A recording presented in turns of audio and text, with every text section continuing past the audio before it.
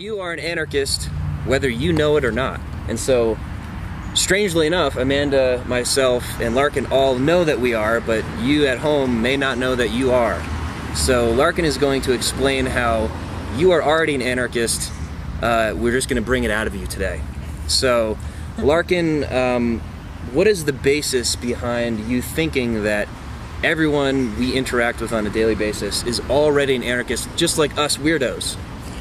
Well, if you look at the way people think and act and talk and interact in their daily lives, with the exception of politics, the vast majority of people already understand that you don't attack people. That's not okay. You don't rob people. That's not okay. You can do almost anything you want if it's consensual and voluntary. You go to the supermarket. You don't say, I'm entitled to food. Hand it over, I'll shoot you. You say, here's some money, I'll trade it for that food. And then you trade it. That's a voluntarist act. People don't think of it that way because they don't need to. Because that's just life. That's just how they see it. And so when most people ask, well, can you point to an example of anarchy in action? It's, most of your life, most of the time. Most of the way most people interact is anarchistic. The problem is that they've been taught to believe that in this certain realm, with certain rituals and certain documents called politics, those rules don't apply. There's suddenly an exemption from morality, and, for example, where hardly anyone would feel okay about going to rob his neighbor at gunpoint to pay for his kid's education, most people feel perfectly fine about voting for a school board that will tax his neighbor to pay for his kid's education, doing the exact same thing, but in a way that they think is okay, because they're taught it's an exception. But it shows that in their real lives, they don't think like statists. They don't think, who can I rob to pay for the stuff I want? Who can I force to behave the way I kind of wish they would? They think like anarchists, which is, I'll leave people alone if they leave me alone. Live and let live is a completely anarchist concept. And different cultures have their own versions, but almost every culture has a version of the do unto others. Do unto others as you would have done unto you. Unless you would like to be attacked and robbed, that means don't be a statist, please. That's how people naturally act, except in this weird realm called politics, where they're taught that there's an exception. Well, I can just see Martin Minarchist saying, hey, I'm a nice guy, I'm a decent guy, I am very peaceful, I buy my food and beverage from the supermarket without a gun, I don't do that, but that's me, and I trust me, but I don't necessarily trust people I don't know, or people that I haven't met yet. So don't we need to be not anarchists in the realm of the people that we don't know, we might not trust? The funny thing is, people assume that you must trust everybody if you don't want government, which isn't at all true. I don't trust anybody who's a statist, because they imagine that politics gives them a right to steal my money. Now, I was in a cage for a year because I didn't pay tribute to the U.S. ruling class.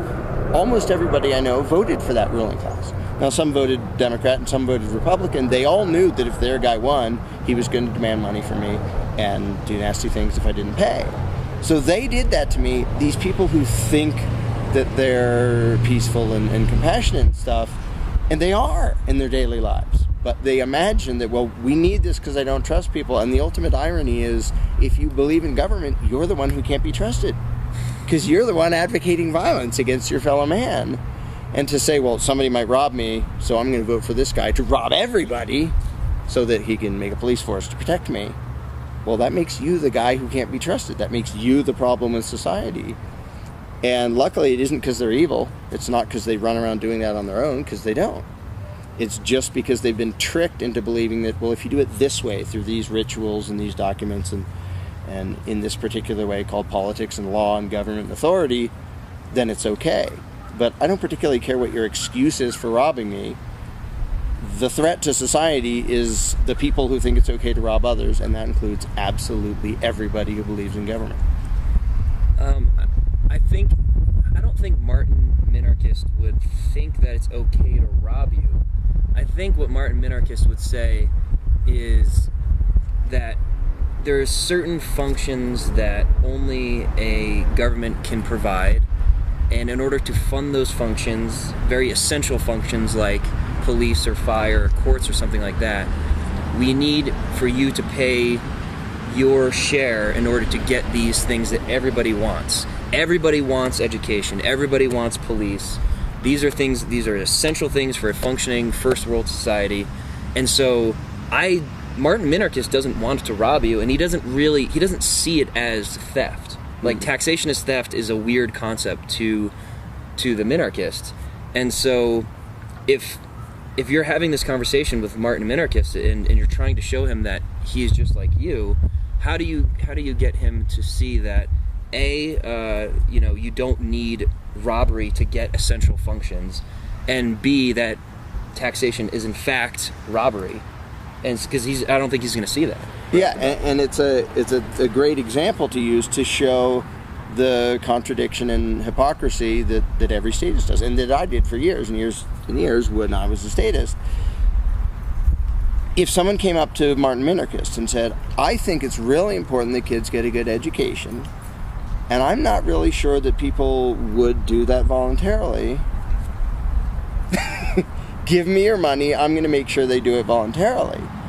And even if they did it nicely and said, first I'll send you a letter asking you politely, and then I'll do a few other things, and then eventually men will come to your house with guns and kick you out of your house, and I'm going to take your house, because that's what happens if you don't pay property taxes. The sheriff will show up and steal your house. They'll show up with guns. Minarchists wouldn't do that and would recognize that as wrong, which means their moral code is perfectly fine. Their moral code is not quite knowing how something will work is not a good enough excuse to commit armed robbery. Right. But they've been taught to believe if you do it by way of elections, then it's okay, because that's somehow different. Well, the Constitution says Congress can tax. So, they're allowed to because some piece of parchment said they can for some reason. And so that doesn't count. And it's really just a matter of getting them to recognize that they've been tricked by mythology into betraying their own values.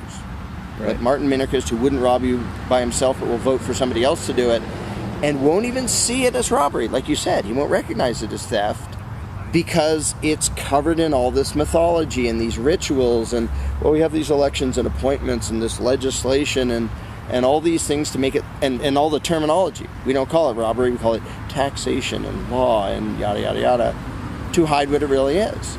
And if you take away the euphemisms and the garbage that train people to not see reality, it's kind of hard to miss the glaring contradiction between being a decent person and believing in government, because they just don't match. And when people have to choose between them, most people will choose, I would rather not have innocent people be robbed. And the moment you would rather not have innocent people be robbed, you're an anarchist.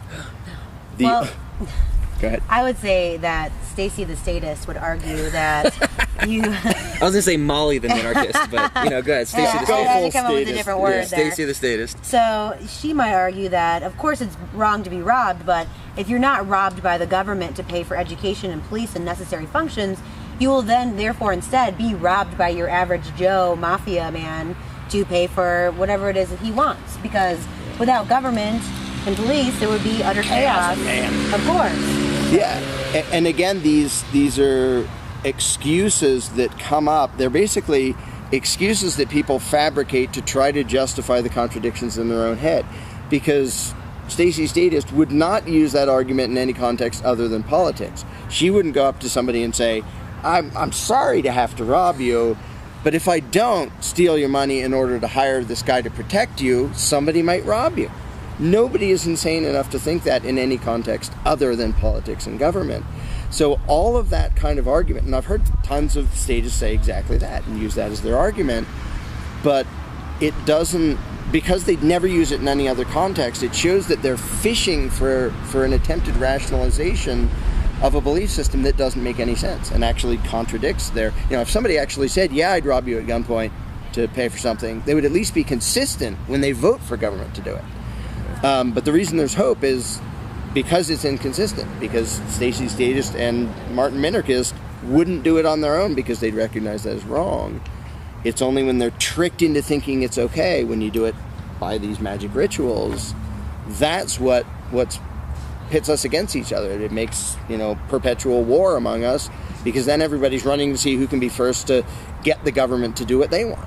Like, they're not running around saying, behave the way I want and give me your money, but they are running the government and saying, make her behave the way I want it is and kind of give me her money. It is kind of ironic that people say, I need to rob you so that other people don't rob you. Yeah. Like, I need to do bad things because other people might do bad things. It doesn't make any great sense. I think Stacey, the statist, would agree to that point, but she might also ask, are you saying that people are just good and will never try to rob you, and so we can just have no police and everybody would just be living in peace?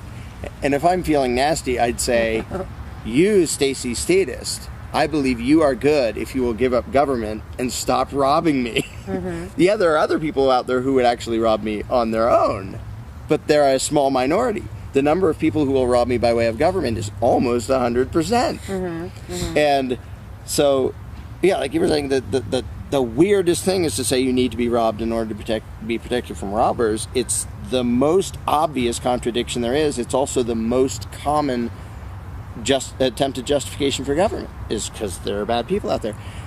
And it's not because I think everybody's trustworthy. It's not because I don't think nasty people are out there. But it's funny because when statists say that, they are acknowledging that theft is bad. We need to be protected from the people who would steal our money. And to start your solution with, so let's start by robbing people. No one would ever come up with that idea on their own. Nobody would start with that solution unless they weren't trained to imagine that a certain kind of that is okay. Well, if Stacey believes that she's going to be robbed either way, in whichever world that we live in, government or no government, she might think it's a more peaceful robbery with the government and a more violent robbery with just the thieves on the streets. So is there anything you can say to Stacey the statist to convince her that despite there being some bad people that want to rob her without the government, that she will still be protected in other ways? A couple things. First, I'd ask Stacey to please not rob me if she's concerned about people being robbed. Mm-hmm. Or please not advocate that somebody else robs me. The other one is when people talk about, you know, I mostly want freedom, but there's a few things government just has to do. You want somebody to protect you. You want some organization, you want some, tough guys with guns to make sure you're not robbed. Which do you think will give you a better service? A, you go to them and they say, here's what we do, here's the price, whether it's you or your town or however many people who want to hire us to do this service, and you can decide if you want to purchase this service, and you can decide if you like it. You can quit and go ask somebody else. That's option one. Option two is, we're going to decide what to do for you. If anything, we decide the price. You don't have a choice. The latter being government. Now, why on earth would Stacey think that having no choice who to spend her money on to protect herself will work out better for her than protection in an anarchist society where she's allowed to hire people, you're allowed to cooperate, you're allowed to organize, you don't become government, you don't acquire a right to rob your neighbor. But the idea that government will ever serve the people better than freedom is saying, you being able to spend your own money, that's going to work out really badly for you. But me stealing your money and deciding how to spend it on your behalf, that'll be great. And that's the excuse for government. And if you just, that's not exactly advanced economics to know you'll get a better product if you get to decide whether to buy it and who to buy it from. But people are sort of taught that no, you can't be allowed. We have to have one big giant thing that we don't have a choice about. One big giant good guy to save the day. Are there any final thoughts you have to Martin Minarchist or Stacey Statist that will show them that deep down that they are just like us and there's really not much separating us? In terms of our private daily lives, I think we all agree that we are the same as Martin Minarchist for sure. He's not, as far as I know, he's not going into a supermarket with a gun demanding tomatoes. So, final thoughts on everyone is an anarchist, they just don't know it yet. I was a minarchist for many years, so I was what lots of people still are. And it wasn't because I was evil, and it wasn't because I wanted people robbed. And it was just because, and now I can look back and say it was because I was tricked into betraying my own values and my own moral code. And I would say to Martin Minarchist and Stacey Statist and anybody else who advocates government of any kind, of any flavor, of any size, get consistent inside your own head and you will end up an anarchist. And I got there by accident, by removing the inconsistencies and noticing, whoops, I turned into an anarchist. And it doesn't mean I throw bombs at people and break windows. It means I don't advocate violence against my fellow man. I only advocate force and self-defense. When you get to that point, you suddenly realize government can't be legitimate. And so I went through that process. I know a whole lot of other people who went through that process. And it wasn't because we turned evil and hated society. It's because we figured out peaceful coexistence is better than violent domination. How tough is it to figure that out? When you figure that out, you're a voluntarist. Any final thoughts, Stacy? No. Just that I'm not Stacy, because I would never say those things. I'm never. I think I want to wrap it up by saying that I see the only difference between us and your Martin Minarchist is that Martin Minarchist believes that the market works 95% of the time, whereas we here at this table believe that the market works 100% of the time. And so by market, we just mean voluntary interactions between peaceful human beings. And so markets produce bread, and they produce televisions, and they produce lots of wonderful things that we count on, iPhones and all that. And so if you think that it works 95% of the time, ask yourself why it all of a sudden fails miserably that last 5%. And I think you'll realize that you're a lot like we are at this table, and you'll become Larkin the Anarchist and not Martin the Minarchist. So. I did this post, and it was just basically the anarchist symbol, and it was a statement about what anarchy is. And I said something to the effect, if you think the assholes dressed in black burning shit down on TV are anarchists, you don't know anything at all about anarchy. Something to that effect. And ended up with like 75,000 views and hundreds of comments and a bunch of triggered individuals, man. I mean, they were triggered by this because you're an idiot if you think anarchy can work.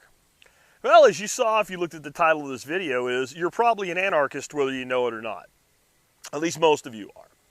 At least in my audience. And even many people that consider themselves right-wing, small government, blah, blah, blah, blah.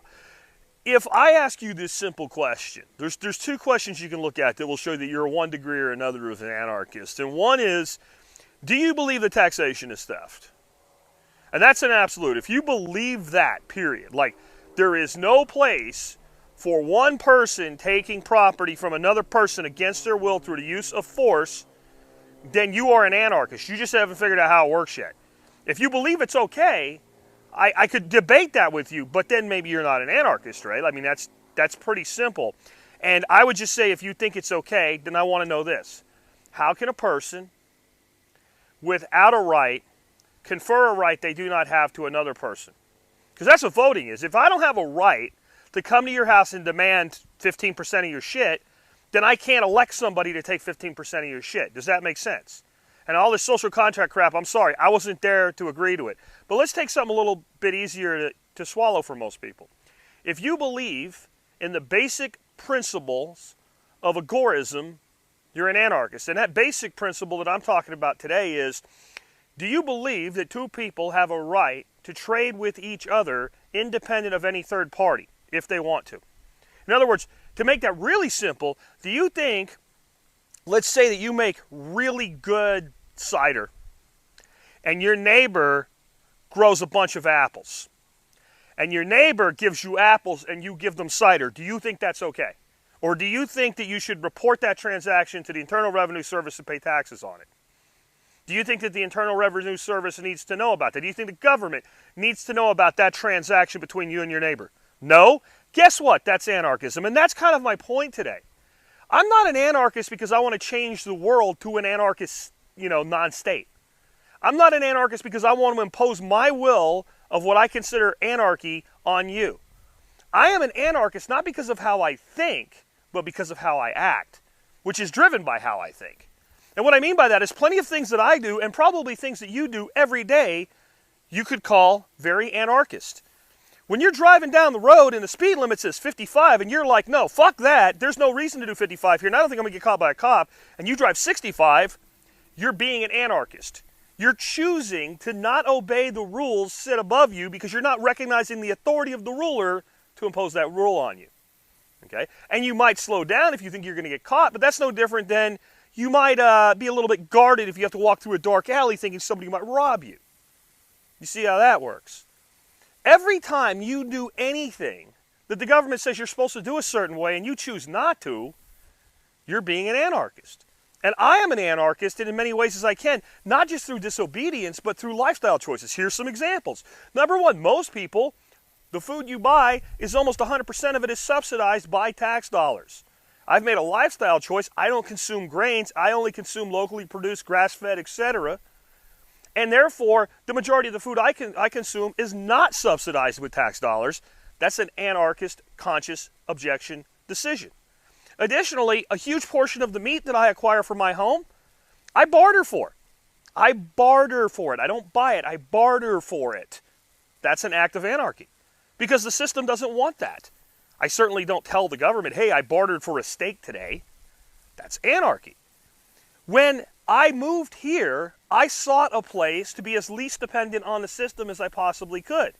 While I get electricity, and there is some subsidy in that, it comes from a private company, and I chose a competitive carrier, not the one the government said I had to. That's edgy, but it's, you could call it at least a little bit there. But I also chose a place where I have my own well, and I have my own septic system. I do not rely on the government for my waste or for my water. That's a decision. That's a conscious decision to do without government and to impose a private solution in my life. That's a choice.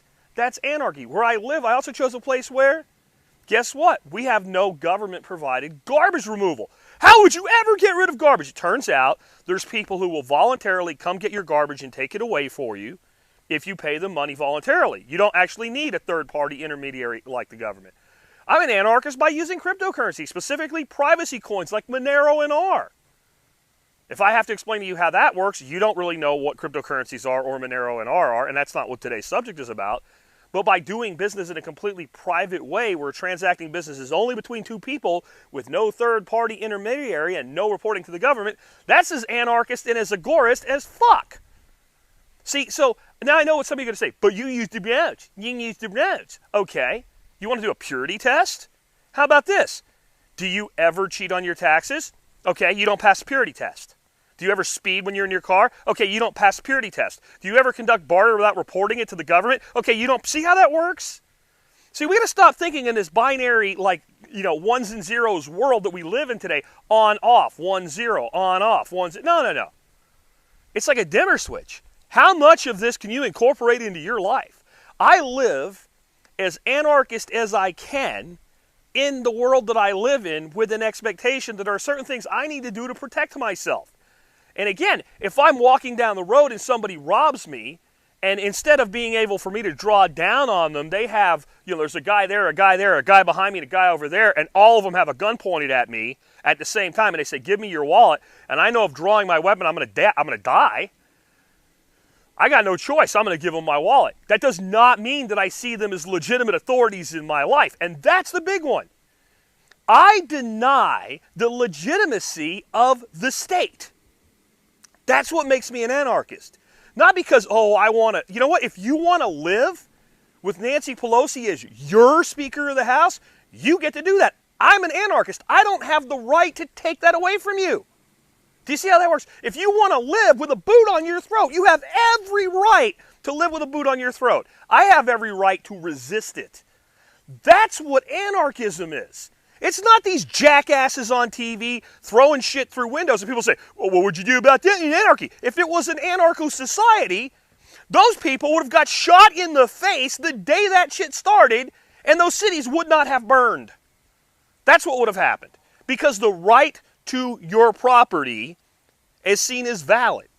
The peaceful, rightful property holdings that you have to be respected. And people that don't respect that, they say, well, they're leftist anarchists. They're anarcho-communists. Sorry guys, that's not a thing. That's not a thing because you can't impose your will on others through force and be an anarchist because you're violating what's known as the non-aggression principle. And how are you going to impose your will on others to create a communist society without a state? You can't do it. You need a state to do that. If you have a state, you're not an anarchist. See how that works? I know they call themselves anarchists. I know it's generally recognized in the intellectual school of thought that there are, communist anarchists. And I'll tell you how communism anarchism works. I just haven't ever met a communist anarchist that's okay with this. Maybe a few of them are out there somewhere. I don't know. You do you, and I'll do me. If communism, if socialism is an adjective, rather than a system imposed from a hierarchy, I have no problem with it. If you and all your buddies want to form a commune, if you want to form a collective that is beyond borders, with economic agreements between yourselves, and as long as you voluntarily engage in that, go ahead. Now, I'll tell you why they don't ever want to do it. They don't ever want to make the agreement back, like, so then I can go out and do all my anarcho-capitalist stuff if you feel the need to put a label on it, because they know it won't work for them. And they know it will work for me, because here's the final thing on how I know most people are anarchists at heart, and it is agorism that tells us this. Everything that we look at politically in general, it requires the imposition of a system by some form of authority to make it run. So taxation requires imposition. All right? Here we go. Agorism requires nothing but human beings left to themselves. You cannot show me a group of people anywhere in any condition at all ever that didn't engage in trade and commerce. Little kids set up lemonade stands. You put people in prison, they still engage in commerce when they're not supposed to. Even when the system imposes a barrier to commerce, we as humans conduct commerce. Unlike most principles that we have in the world today that we see as, well, it came from God or it was ordained with this.